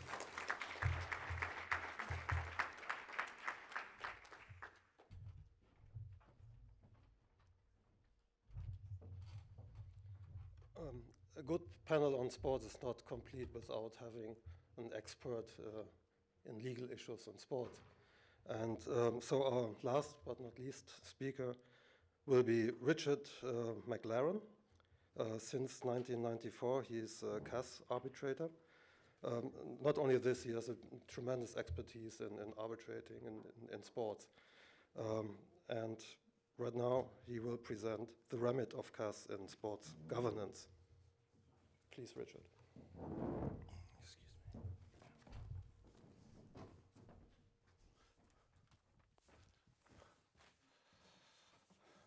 Good evening, and I know it's been a long evening for all of you, so I'm going to try and be very quick and brief. 10 minutes, I promise you, and you can get your questions or to whatever else you need, including a drink at the bar. I've been asked to speak on the remit of CAS on governance. Unfortunately, I have to say, what's the role here of CAS? Well, I'd say it's very limited. Why? Well, in order to explain that, I need to show you the paths by which cases come to the CAS. And the one way to go there is the ordinary division. But to use that path, you need to have an arbitration agreement. So the parties themselves must agree. And if you don't have that, or if time is of the essence, that door is closed. That's one problem. And the other path is appeal. Now that's an appeal from a previous decision, which will be at the sport's first instance level. There also must be an arbitration clause between the sport and the party who's bringing the application. So that's already preset in the sports statutes. So there's what we call a CAS arbitration clause. Finally, there needs to be a complete exhaustion of all of the internal legal remedies that might be offered within the sport. And FIFA, as you know, has a complicated set of different bodies to which you may have to go. And if you meet all those criteria, then that door's open and you can have an appeal to CAS. So I'll come back and show you why these limit the role of CAS through looking at a few cases. Talk about the ordinary division for a moment. Speak about election scandals. I picked one. You might not know that chess is a sport, but in the days of Samaranch, when he was expanding those parties that could use the courts, the court of arbitration for sport, chess was included as one of those. So when they got into difficulties and a dispute over the election of their president, the matter comes to the CAS. I need to do a little bit of the background facts. Fortunately, in some of the other cases, other speakers have already talked about them, so I won't need to say very much about them. But here briefly the facts. Karpov, who was a famous chess player, ran for the presidency of chess against the incumbent president. We've talked about the problems associated with incumbents, Losteque, promising to rid the game of its long-time reputation for corruption. The Russian Chess Federation, being one of the bodies who could nominate someone to the potential election, nominated Karpov. Then they retracted that nomination, presumably because there had been some internal mistake, but I should also point out that Losteque is a close personal friend of Mr. Putin. And then after that occurred, they accepted a second nomination of Mr. Karpov from some other supporting countries, which included France, Germany, Switzerland, the Ukraine, and the United States. And they then filed a case with the CAS. Now, the only door that was open to them was that ordinary course door. They had to go there by agreement. They had the agreement. The problem then was the election was looming within about 6 to 7 weeks of the time that this case began. And so time was of the essence. And one of the classic ways of delaying tactics in law to gain time and therefore gain strategic advantage is just to delay, delay, delay. So that was definitely in the interests of one party. So how does the CAS cope with a case like this? Well, I'd have to say they had difficulty. Not very well. The panel ultimately had to decide whether Losteque had been properly nominated. And remember, his second nomination, there was a defect in the way in which he had been nominated by the Russians, but other members had nominated him as well. And since those were valid nominations, the CAS restricted itself to looking to see whether or not the rules about who's the valid nominee were observed, and that the Federation had gone through the steps to make sure that each of the steps was appropriate, and that's the end of the case. They've complied with their own internal rules, and that's the limited extent of the jurisdiction that the CAS had. Therefore, what Karpov wanted, which was to have Losteque removed because of his improper nomination, in Karpov's view, didn't happen. He remained on the ballot. They had an election. Incidentally, the election was held in Siberia, Russia, and all of the hotels within 200 or 300 kilometers of the place where it was being held were booked by Mr. Losteque and his supporters. Anybody who would like to have voted against had to be at least 200 or 300 kilometers away. And it was late in the fall, so the weather wasn't very good in Siberia. And The result of the election, you guessed it. CAS, limited role, not very helpful. Let's look at another election situation. We've heard a lot about FIFA today. I want to just turn for a few moments to the Hansen decision. I don't think, because we've heard so much about FIFA, I need to go over anything more than a bare outline of a couple of things. Hansen was a member of FIFA's executive committee, president of the Asian Football Conference, and Mr. Jack Warner, FIFA's vice president and the president of the Confederation of North Central American and Caribbean Association of Football. Mr. Hansen was not able to attend the Caribbean, I'll just call them the Caribbean Conference Group, meetings that were to be held in Miami. He couldn't get a visa, and probably for good reason. So they then decided to have a second meeting in Trinidad and Tobago in the Caribbean in order to present his candidacy as potentially the president of FIFA. After his speech, he left the room, and Warner announced that there were gifts for the representatives of attending associations. The same afternoon, the Caribbean Federation Secretary received a locked suitcase from Warner that contained a number of unmarked envelopes. Each had $40,000 US in it, and these envelopes were duly distributed to each of the members attending the delegates meeting in Trinidad and Tobago. FIFA sanctions Mr. Warner, but he decides to resign, and so they issue a press release stating Mr. Warner is leaving FIFA by his own volition. As a consequence of Mr. Warner's self-determined resignation, all ethics committee procedures against him have been closed, and the presumption of innocence is maintained. So, doors closed. Can't get there, can't do anything about that case because there's no agreement to arbitrate and there's nothing to be appealed from. He's resigned. However, they did deal with Mr. Hansen's situation. How did they cope with that at the CAS? Well, the ethics committee gave him a lifetime ban. Then he appealed to the next step in the internal processes of FIFA, a FIFA appeal committee. They upheld that. He thought that was outrageously lengthy time period to be out of the sport, so he decided to appeal to CAS. And then CAS came up with its reasons. And they said, based purely, the case before the FIFA panels was based solely on circumstantial evidence. That means there's no direct evidence. Nobody saw X give Y something. And the assumptions regarding his motivations, Hansen's motivations, had not been provided, and there was no direct evidence connecting Hansen to the money's physical presence in Trinidad and Tobago, or the transfer of the suitcase, and Mr. Warner, or its delivery to the delegates, was not established either.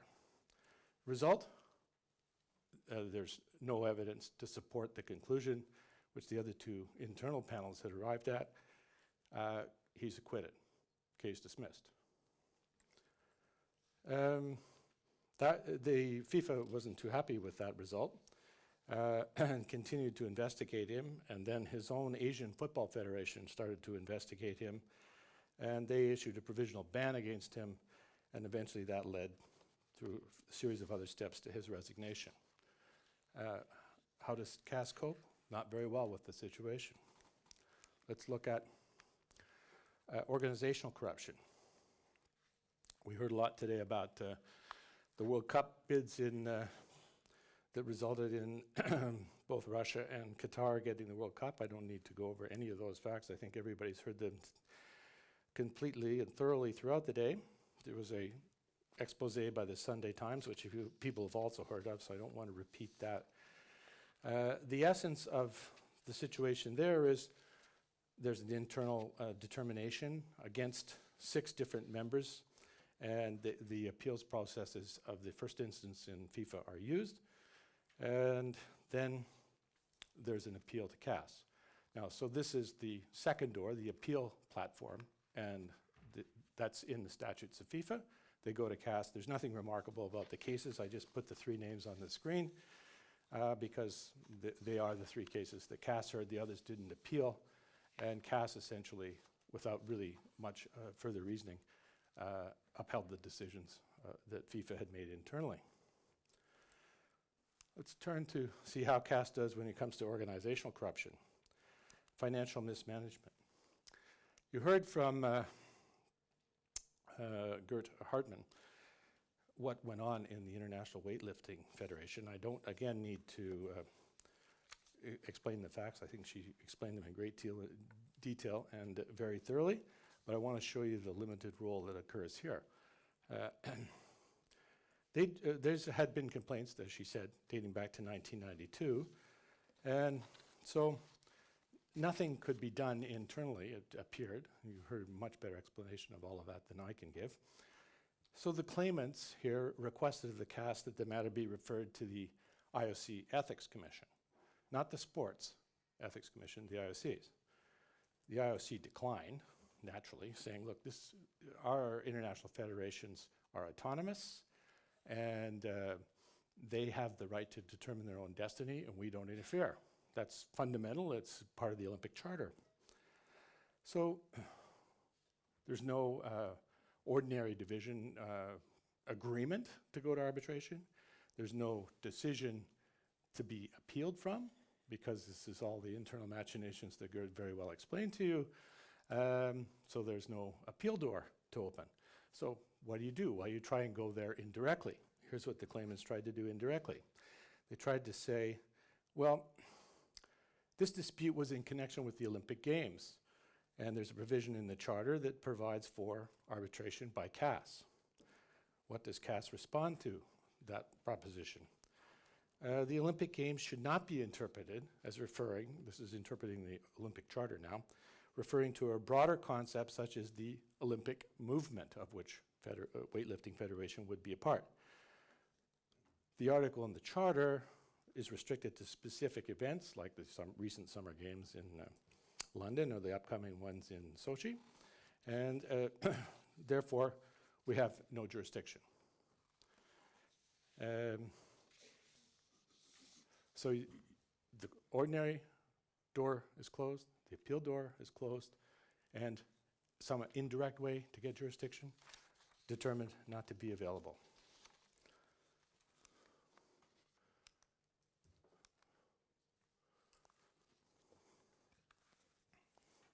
What's my conclusions here? My conclusion is CAS is going to have a very limited role in this whole area of sports governance. It's very difficult to get your case to CAS, and even if you get your case to CAS, it's very hard to have an effective decision that's going to have an impact. And so what are you left with? I think you're not going to see CAS, like it has done in doping, lead and provide some strong judicial leadership by way of its decisions. It's going to be up to the sport to reform themselves the way the skins operation is trying to do, the way the European Sports Commission is trying to do, and the way Siemens has already done it. It's up to the sport. CAS isn't going to be very helpful. Thank you.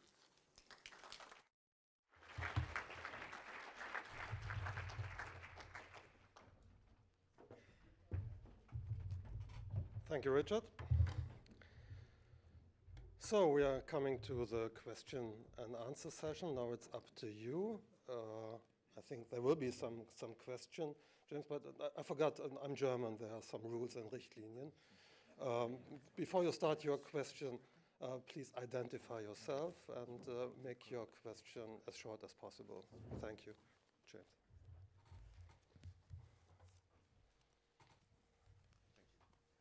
James Dorsey of the Rajaratnam School of International Studies and the Institute of Fan Culture. Richard, I just wondered, you sort of threw out, you gave a brief description of the Bin Hammam case, and then threw out that CAS had not dealt with it very well. And I was wondering whether you could explain that in a little bit more detail. I can explain it with a little bit more detail, I'm afraid, but not as completely as I think you would like me to hear. It's a very technical decision, looking at the evidence and examining it in a very technical and narrow-focused way as to whether what has been proven. which is always a difficulty when you're dealing with circumstantial evidence. There's no actual, I saw it happen, witness evidence. I think other decision makers being on the panel could have come to another decision. That's not to say that the people who were on the panel and made the decision didn't make the correct decision, because they are the ones who heard the case and I didn't. But there certainly was scope for a result that could have been different. Yeah, please, James. Let me just ask you whether you would agree or whether this would be a correct interpretation of the ruling. But the way that I read the ruling was that it implicitly said bin Hammam was guilty, but, or in any case, that there was enough reason to really look at this case again. However, that indeed the investigation and the witnesses were so flimsy that it advised FIFA to reinvestigate and come back. Would that be an accurate description of I interpretation? think broadly speaking, that's accurate. Shortness of time left me to skip over some of those remarks. I could have and probably should have touched on that. They did say all of that, and I'll say no more. Yes, I agree with you. They said that. I think at the end of the day, they emphasized that this was not a plea of innocence. He wasn't an innocent party. It's more, as the Scottish laws would say, case not established. Henrik, your question. My name is Henrik Brandt. I'm the director of Play the Game and the Danish Institute for Sports Studies. We normally call ourselves the home of the homeless questions in sport. But if you have listened carefully during this conference, actually we have managed to maybe compose a program that gives many of the answers to these questions. I think we see them more and more. And what we need, and we have many good structures in place already, but what we need from this conference that is not funded yet is actually some small things. We need to find a new business model for investigative sports journalism, because the more money is put into media rights, the less money is available for investigative journalism. We need maybe some whistleblower protection for people like Geusmann.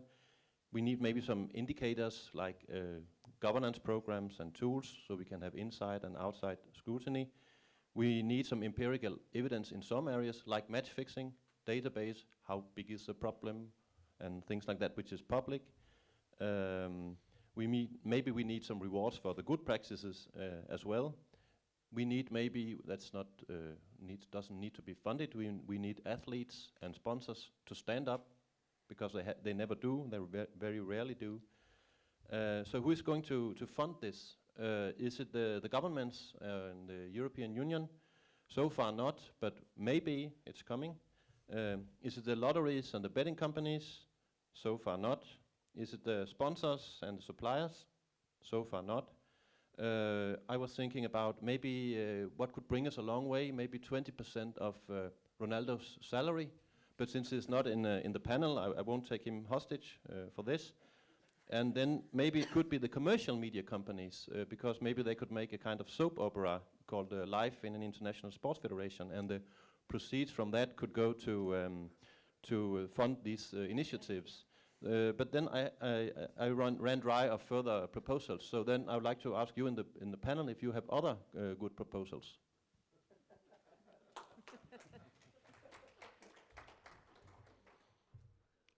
Are there proposals?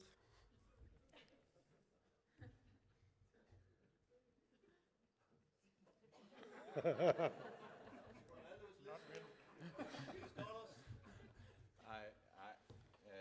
should not be the one to answer Henrik's question, but I mean, we could finance it, of course, but we wouldn't get very far then. I think just we could perhaps change our motto, so we could call it the Home for the Homeless Answers in Sport. I think actually, it was a little bit bothering to hear Henrik's remarks here, because I had just noted while we were debating the 5 points I wanted to conclude with tomorrow afternoon. So now I have to find 5 other points. But I would say, with regards to I'm sharing that session, so I won't give the floor to you. no, I think the financing must come in a further engagement, first of all, of public authorities. I think that's the most viable solution, that we somehow convince our politicians, and I'm not talking just about Danish politicians, because I don't think they are ready to solve all the world's problems without any kind of co-financing from the world. But that we do our homework well, and I think that we have also to convince sports organizations to give a share of something to, for instance, whistleblower protection programs. But the question is, of course, how do we create a political dynamic that can lead to such solutions? This has always been the problem, and we have seen that progress has only happened, real leaps in the development under very special circumstances that were rather coincidental. Like, for instance, when the Salt Lake City scandal coincided with the Tour de France scandal in 1998, this led not only to reforms at the IOC, but also to the creation of WADA in its present form, and that was, in my view, a step forward. But the World Anti-Doping Agency would have looked very differently if there had been no IOC corruption scandal. We would not have had such an agency. We would have had an internal agency within the IOC, and I'm sure they would soon have reached the conclusion that doping was not as big a problem as the world would claim. And I think we should also put pressure on the IOC to take themselves a bit more seriously, tell them that we actually do take them seriously. The IOC has had great results when, on very few occasions over the past 15 years, have engaged in improving governance in a federation. The most late example is wrestling, where just the hint of the fact that wrestling would disappear from the Olympic program led to dramatic and revolutionary changes within the federation within a time span of 4 months. You can then discuss how did these changes come about. You can discuss how sustainable are they. Will it really work? It's much too early to tell, but you cannot argue that there was no change, because it was dramatic, new president, new rules, new everything. The same goes for boxing. When Gerhard Heiberg from Norway, the IOC member, probably with Jacques Rocker's backing, in the beginning of the millennium, the IOC said, we simply stop paying out money to you until you reform yourself, and that brought about a democratic change that was also quite radical. But why not the same in volleyball when that was needed? Why was Acosta allowed to plunder the FIVB for another 4 years because the IOC shelved the report? Why hasn't the IOC have the slightest remark about FIFA and the ISL scandal? Why were they complicit in the silence that covered the ISL scandal for 10 years? Now, there are other examples, UCI. I'm not saying that the IOC and UCI were perhaps best friends, but I think the World Anti-Doping Agency would have appreciated some IOC support against the UCI over the years. But the IOC was very close to Hein Verbruggen, there can be no doubt about that, etc., etc. So I think we should tell the IOC what a wonderful trust we have in their intentions and ideals, and as soon as they would start implementing these and carrying it out into practice, we would be overwhelmed by gratitude.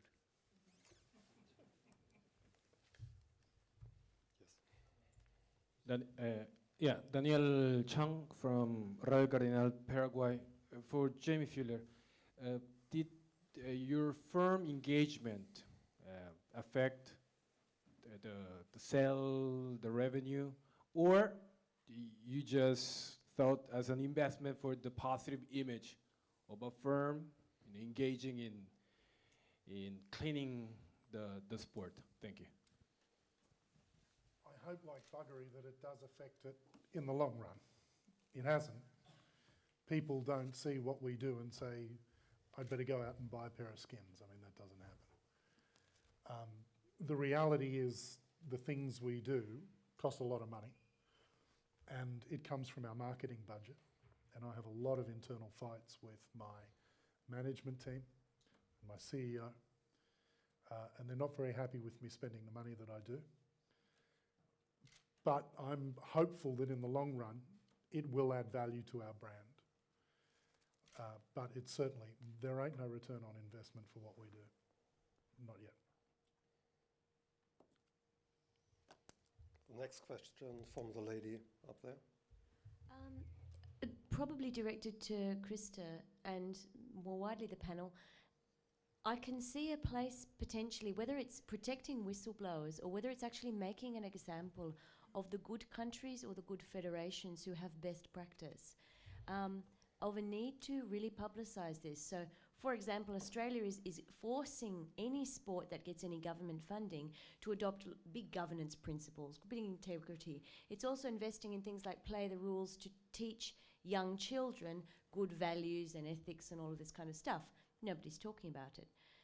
When we do have whistleblowers where there's good systems and they're protected and they're treated well, nobody's talking about it. So I'm seeing perhaps a place, whether it's for an organisation like this or whether we're seen as, you know, too way out there, whether it's for a sponsor to actually make a positive campaign and to say, here is good practice, and this is why it's good practice, and this is why this is for the benefit of sport for all. And I would celebrate the opportunity to be reading far more about the good practice to inspire us, but also in a sense to shame the bad boys. Well, the way I see it is that the awareness of what constitutes good practices exists even in the organizations that do not function, that constitute bad examples of governance. But the ones who are in a position to control those organizations, they don't care about looking for adherence to good practices. They don't care about being shamed. They know what their priorities are, the negative ones. I suspect my government would care, though, about giving money to federations that are corrupt. I disagree. Yeah. What I think, if I'm allowed, what I think there is really a big difference between the national and the international level here.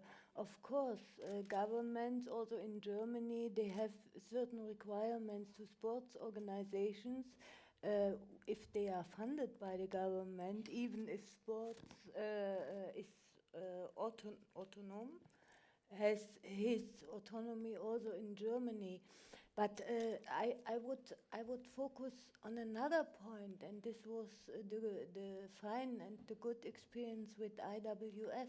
There is really a new generation of sports leaders, and I don't know if they are that disappointed when they lose an election that they trace back and are not members. For instance, the opponent of Ayan.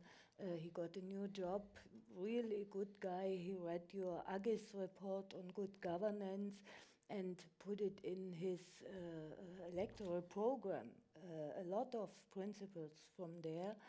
And I think the likes like Blatter and Mustafa and Ayan also, there are many others that are really fed up with those ways, because many of them, they are normal professions. They come from civilized countries where this is really fraud and criminal cases.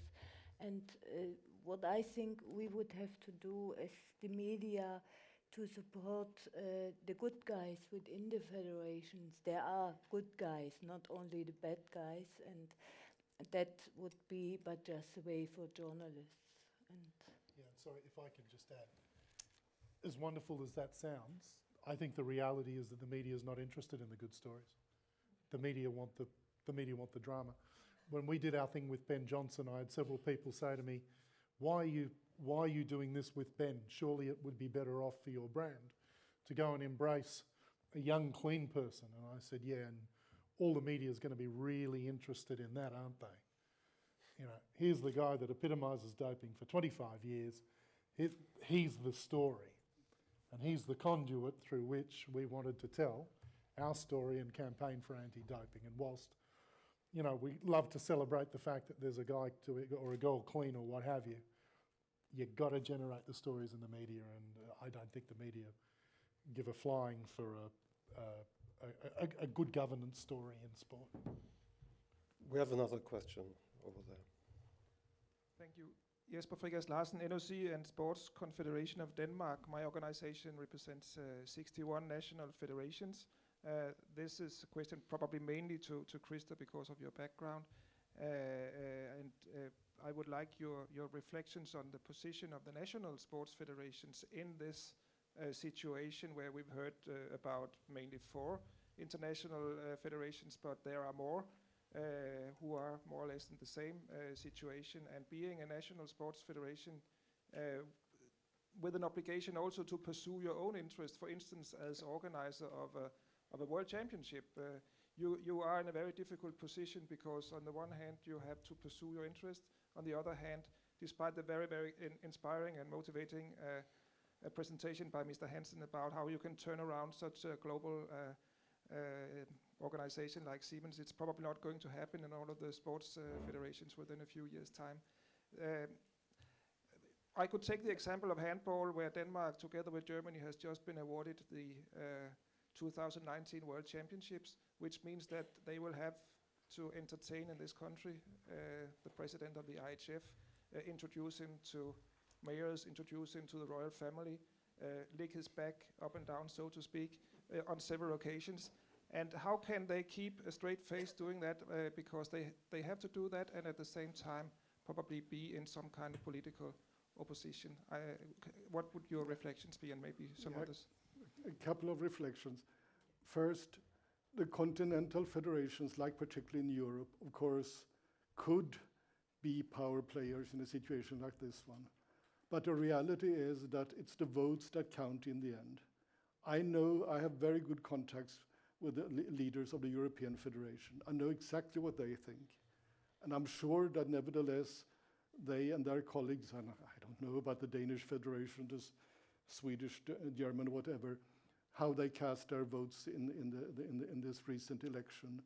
But the reality is that with a vengeful president who will get his revenge on anyone who goes up against him and loses, it means that the only chance, only point, and in terms of self-protection, tactics, whatever you call it, politics, for a European federation, for a national federation in Europe, is if they know that they somehow have the votes in some miraculous way. Because if they lose, there is hell to pay. That's the sad reality. So they keep quiet and wait their time. Well, perhaps we have to put up for 4 more years. And even in Europe, sometimes there is not enough unity that you even could come up with someone who is willing to take the lead and get some forces from outside Europe to join in. So it doesn't help that there's a lot of people who see perfectly what happens and totally disagree with it.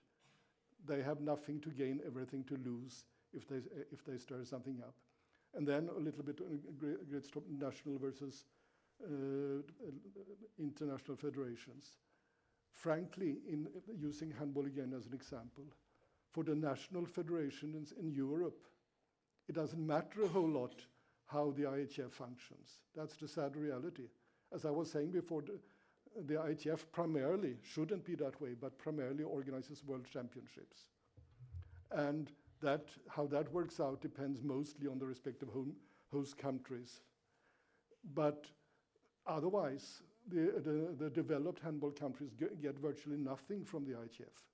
The ones who get a little bit, some crumbs thrown their way, are the developing handball countries, who, as I was saying in my presentation, do not have enough wherewithal, enough understanding to ask, to demand individually or jointly what they ought to be entitled to. so that they are also, in a sense, and the ones who really do depend on the International Federation are powerless to gain their rights. Jens? Yeah, I think the Siemens case is interesting because not only does it show that it is possible to make a global turnaround, but in a very complex, culturally, financially, anyway, complex, very complex structure. But here again, it was external pressure. It was not the Siemens company that suddenly decided, oh, we are corrupt. Yeah, it was law. It was law enforcement. And it was law enforcement that started the Tour de France Festina scandal.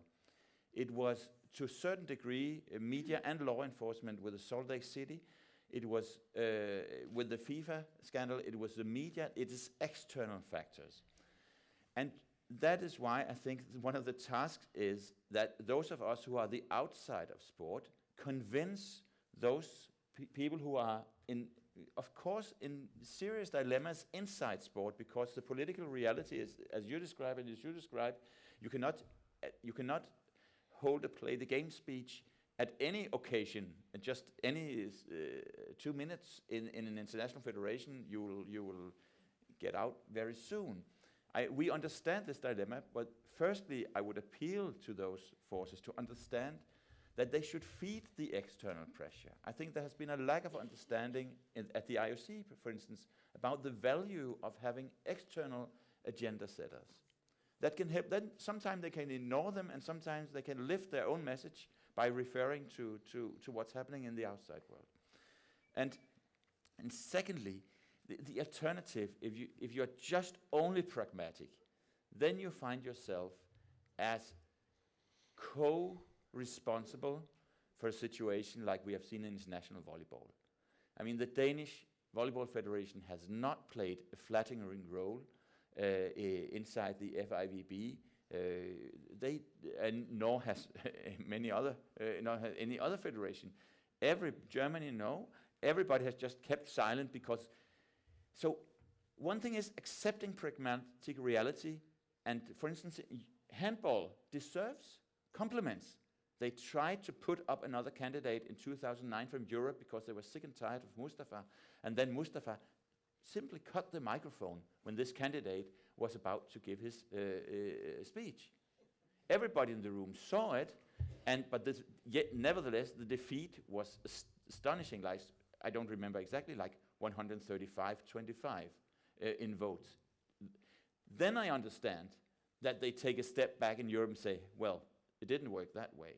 But where are the sport leaders in the other federations that gave it a try, instead of just giving up beforehand, saying, oh, it's too difficult, and Malua Costa will come and tell us that we don't know how to tie our ties right, and we should behave better, and this stuff. That's not so much to be afraid of if you are inside in sports organizations. Very few people at the international level actually get killed or jailed or imprisoned or poisoned or whatever. It's the worst thing that can happen to them is that they end up here instead. Yes, that's a punishment. Ladies and gentlemen, I really would like to close this session. More than 2 hours now of debate. We did learn something, and there were moments of laughing, so there are not many things to ask for a night session. Thank you for listening, and thank you for presenting. Good night.